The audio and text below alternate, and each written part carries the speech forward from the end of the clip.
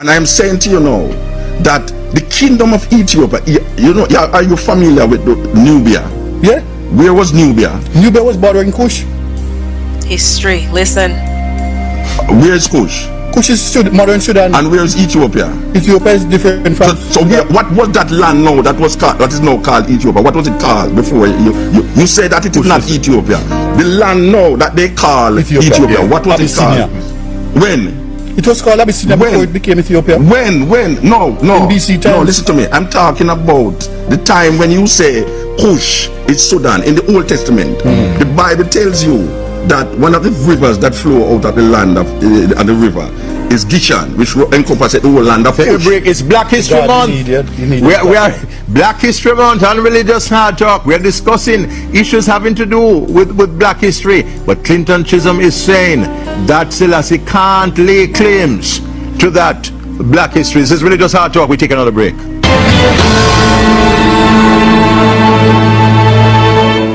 As you expect, a heated clash between Chisholm and Is indeed heated.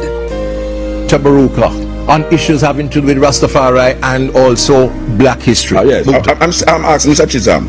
In the Bible, it tells you about a land that the river that encompasses the whole land of Kush, which now we're going to distribute it and say it's Ethiopia. Now, if you claim that the only land that can give claim historically to the Ethiopian name is Sudan, the place that is now called Ethiopia, what was it called in that time?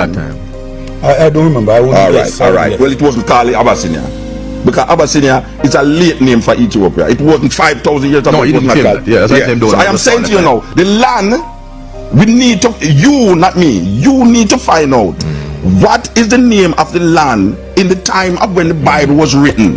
What was the name of the land what was the name of the land that is now called Ethiopia? But one thing you know, Muta, is that the land described as Ethiopia is not. Is in Hebrew is Kush, which was Sudan. But I am telling you, no. I am telling you that all of that area was under one, what we call governance. Oh, yes, sir. Nubia, Sudan, right to Ethiopia was the only place that was different in the naming was Egypt, which is Kemet. But that was way up north. But I am saying, but that is the only place that was not called Ethiopia.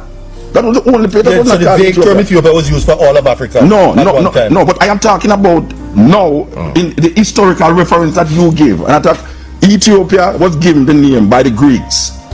Ethiopia, land of the burned faces. Right, Ethiopia. Below the Sudan, below the Nile, Sahara. South of the Sahara was called Ethiopia. So we are saying that all of that south of Sahara was Ethiopia. Now we come to understand about a specific place named Kush, which the writers in the Bible sometimes say Kush, sometimes say Ethiopia. No, you always say Kush is just that the English people translate Kush as Ethiopia. Kush is not, Ethiopia is not an English name. No, I'm saying Muta. No, in English, the translation is Ethiopia. No, the translation of Ethiopia is not Kush. No, I'm saying Kush is used in the Hebrew text. No, but I am saying to you, Ethiopia is Kush.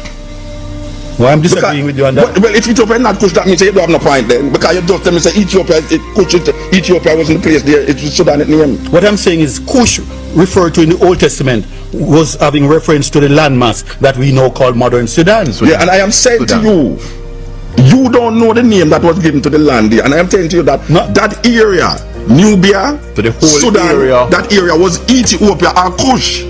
No, Ethiopia was used vaguely for the general landmass south of Egypt. Yeah, what I am saying to you, Kush is a specific geographical area. And I am saying to you that this specific geographical area that is called Kush encompass the Sudan, Nubia, and the place that they now call Ethiopia. That is what I am saying to you. There's a historically, Nubia and Kush. All right. Let's move on. Muta, you are maintaining the Selassie as part of the Solomonic dynasty. No, wait. What are you? Stick up in. We want to get something clear, because we don't want to just a flirt because we have promote a book. Hear what we are saying now. First of all, we're not agreeing on that point. No. But I want to get something clear. All right. Rastas have never used the word Negro in their vocabulary. Yeah, man, we're not. That's a side point. No, it's not a side point, because him said it in his book. Yeah, all right. Forget. All right. Therefore, we got that.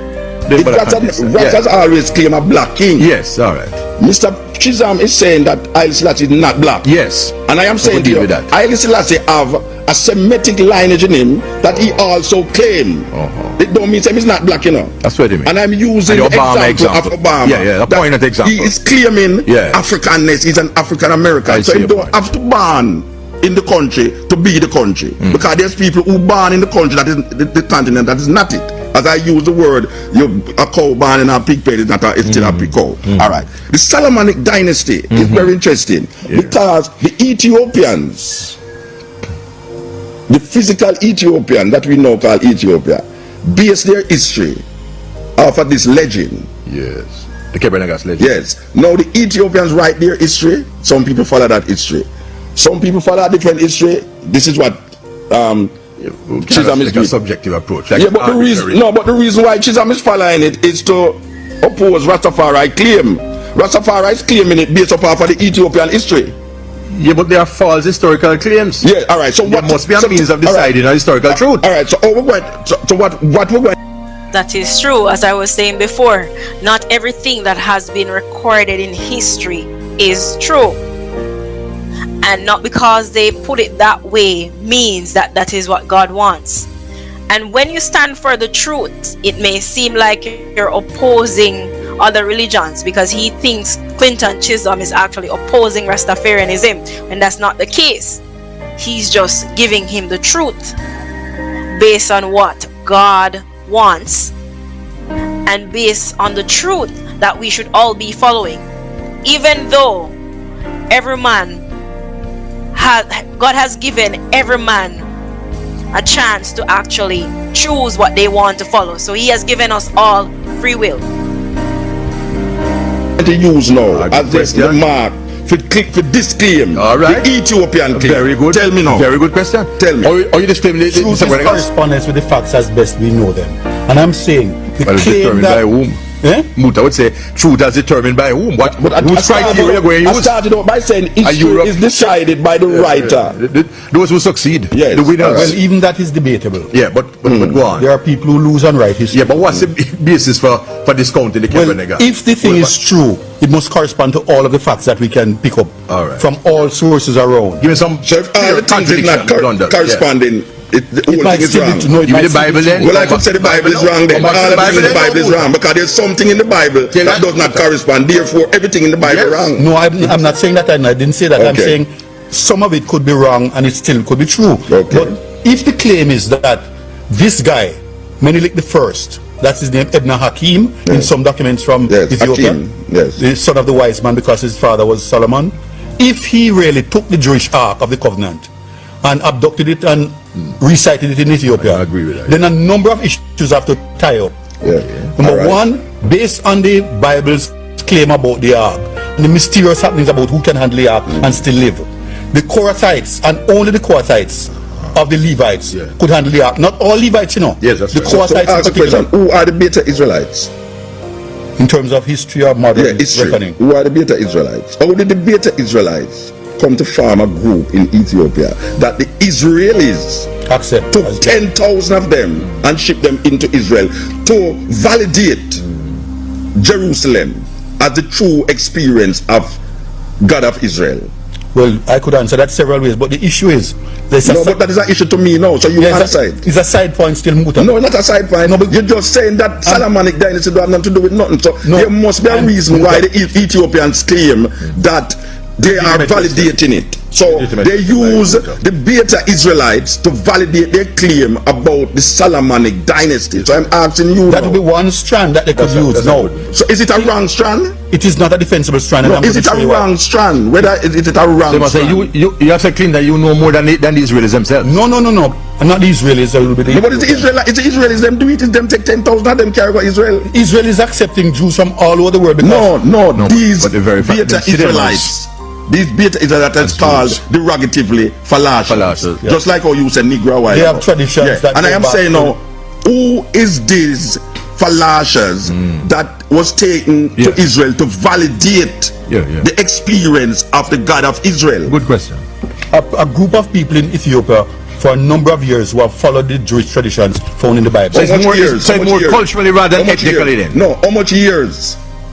They would go back to the 4th century when Ethiopia became a Christian nation. No, the Falashas was there before Christianity. Yeah, but they were not practicing as they were practicing Christ. Judaism. Christ wasn't existing that time. Yeah. When the Falashas was in Ethiopia, the Christ. Here is what most persons need to know. So, the Old Testament, that was for the Jews. So the religion at that point was Judaism. From the New Testament, that's where Christianity came about. But the Jews and the Christians worship the same God. Exists. Well, I know about them. Well, if you don't know about it, I can tell you about it. No, I am saying to you that the Falashas was there before Christians, because Jesus Christ was not born yet. And where are their traditions documented, Muta? The traditions in Ethiopia. In Ethiopia. Which document? The Ethiopian document. Name me one document. All right. I'm going to tell you about the Chebra Negas one. I'm going to tell you about the king, gosh, man. Not the fifth and anyway, can't remember the book. I can't remember the book. You see, you have a more deep. Give me an idea. But I'm just saying to you, we could talk to one and one. Yeah, man. Are you aware of the Falashas? Yeah, man. Are you aware that the Falashas was there before Christianity? You know, I'm not aware of that. No. All right. Well, no. You see, true. I did done the research and I don't remember it. You know, it is up to you who write a book about Rasta and against Rasta to find out Black History what the Falashas there before. We take our final break, a most interesting program, historical claims being contested on all sides. This is Religious Hard Talk.